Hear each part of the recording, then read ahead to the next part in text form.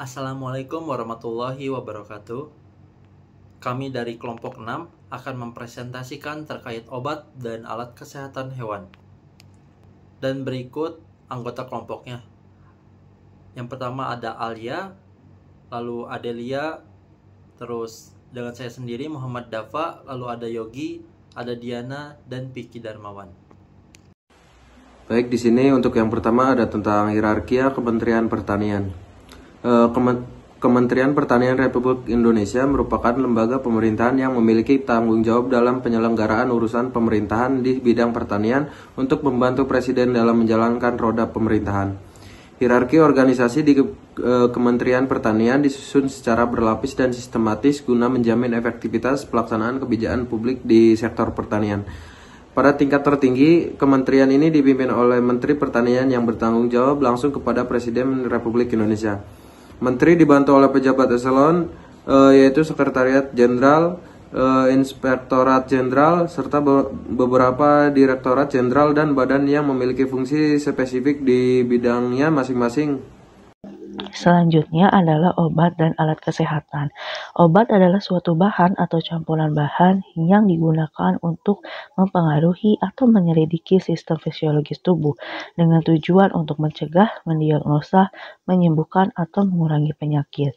Obat bekerja melalui mekanisme kimiawi dan biologis, seperti menekan aktivitas mikroorganisme, memperbaiki fungsi organ, atau menstimulasi sistem imun.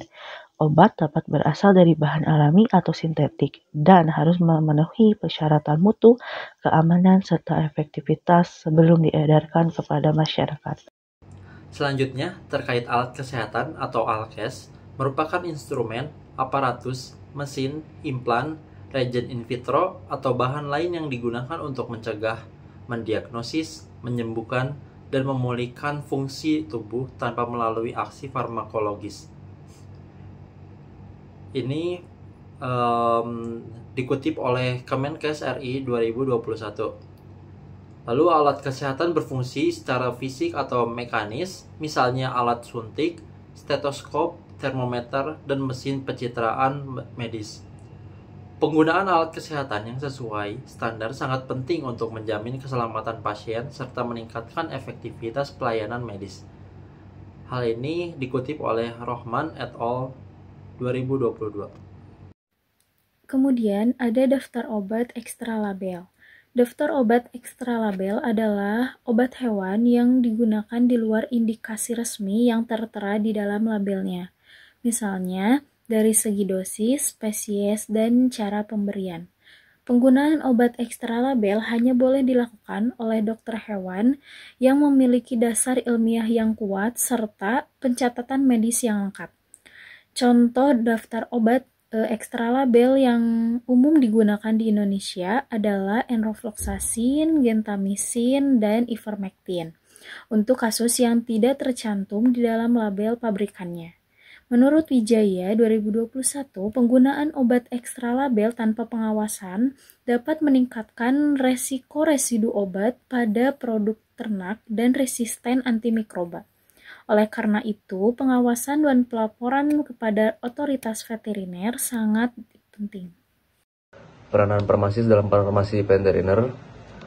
Seorang farmasis memiliki peran penting dalam bidang farmasi veteriner yang berfokus pada pengembangan dan penggunaan obat-obatan untuk hewan.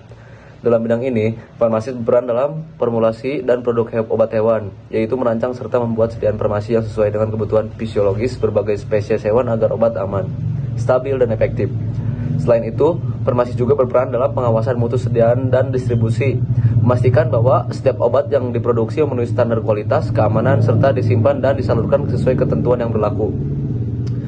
Peran penting lainnya adalah dalam penggunaan obat secara rasional, di mana farmasis bekerja sama dengan dokter hewan untuk memastikan obat digunakan dengan dosis dan indikasi yang tepat, guna mencegah terjadinya resistensi antimikroba dan menjaga kesehatan serta kesejahteraan hewan. Nah, selanjutnya ada dalil nakli. Hadis riwayat Tirmizi dan Abu Daud mengatakan bahwa, wahai hamba-hamba Allah, bertaubatlah. Sesungguhnya Allah tidak menurunkan suatu penyakit kecuali Dia juga menurunkan obatnya, kecuali satu penyakit, yaitu pikun. Hadis ini menunjukkan bahwa mencari pengobatan adalah anjuran agama Islam, terutama bagi seorang farmasis dan dokter hewan yang dapat mengembangkan ilmu mengenai obat-obatan untuk hewan. Karena hewan juga merupakan ciptaan Allah dan memiliki hak untuk diperlakukan dengan baik. Lalu selanjutnya itu ada salah satu hadis juga yang diriwayatkan oleh Bukhari dan Muslim yang berbunyi, dalam setiap makhluk hidup yang bernyawa ada pahala. Yang dimaksudkan itu adalah jika kita menolong ataupun merawat hewan termaksud mengobatinya pada saat sakit, maka kita pun akan mendapat pahala dari Allah Subhanahu wa Ta'ala. Sekian dari kelompok kami. Wabillahi taufiq wal hidayah. Wassalamualaikum warahmatullahi wabarakatuh.